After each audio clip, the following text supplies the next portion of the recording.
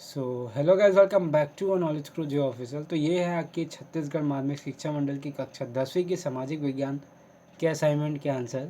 तो यहाँ पे सारे आंसर आपको बताए जाएंगे और आप लोगों के लिए व्हाट्सएप ग्रुप बना दिया गया है जहाँ पे सारे अपडेट्स अकॉर्डिंग टू PDF वगैरह सारी चीज़ें आएंगी।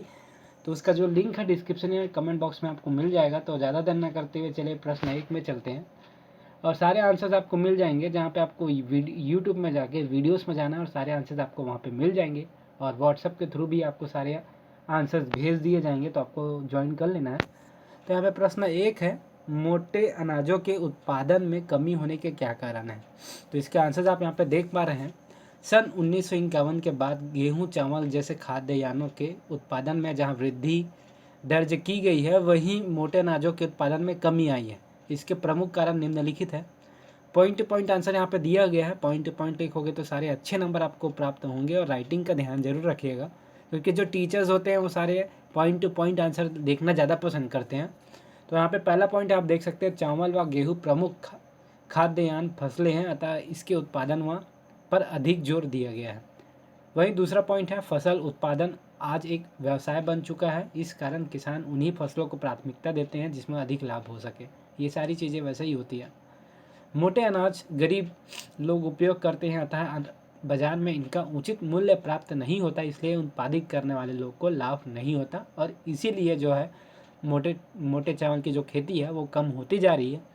और वहीं पांचवा पॉइंट है, सरकार द्वारा इन अनाजों के उत्पादन हेतु कोई प्रोत्साहन नहीं दिया जा रहा है। तो ऐसे कुछ पॉइंट्स हैं जहाँ पे आप देख पा रहे होंगे।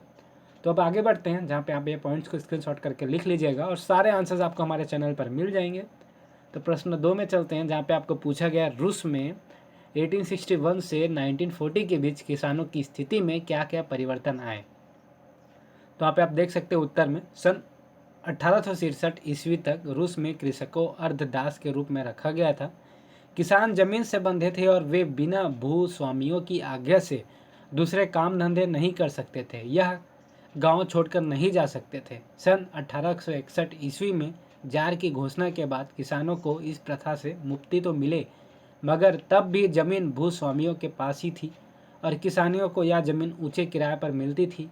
जार की पहल पर भूस्वामियों ने कुछ जमीन किसानों को दी, मगर उसके लिए किसानों को बहुत बड़ी कीमत चुकानी पड़ी।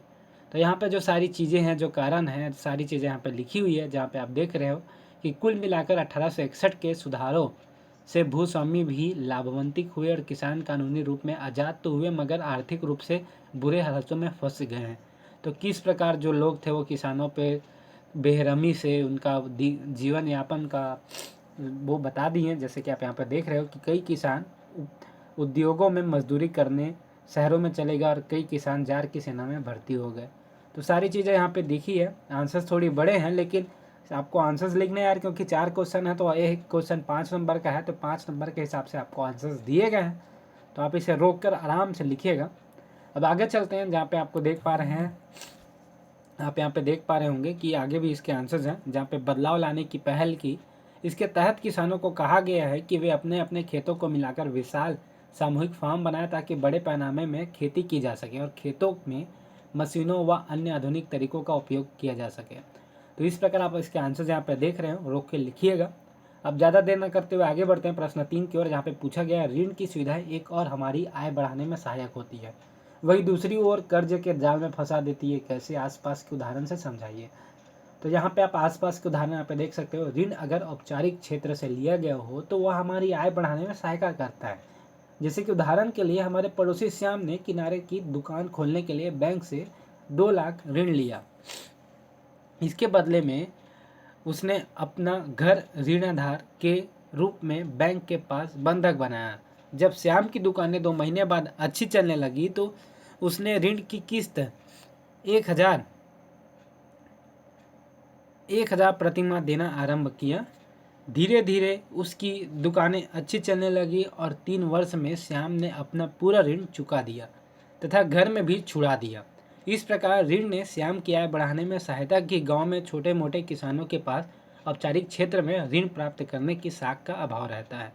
तो इस प्रकार इसके आंसर यहाँ पे आप देख रहे हैं, इसे स्टॉप करके आप लिखिएगा और आगे चलते हैं, जहाँ पे आपको इसके आंसर्स चौथे देखने को मिलेंगे, जहाँ पे मुद्रा किसे कहते हैं, मुद्रा के लिए मापन पर आधार होना क्यों जरूरी है।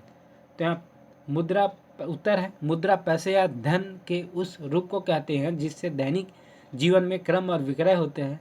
इसमें सिक्के और कागज़ के नोट दोनों आते हैं। आमतौर पर किसी देश में प्रयोग की जाने वाली मुद्रा उस देश की सरकारी व्यवस्था द्वारा बनाई जाती है।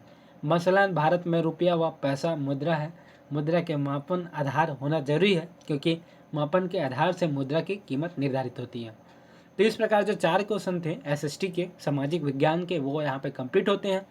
और सारे जो आंसर्स हैं वो आपके हमारे यूट्यूब चैनल के वीडियोस में जाइए, वहाँ पे सारे आंसर्स आ गए हैं, तो जाके देख लीजिए। और वीडियो में सिर्फ इतना ही, चलिए हम चलते हैं।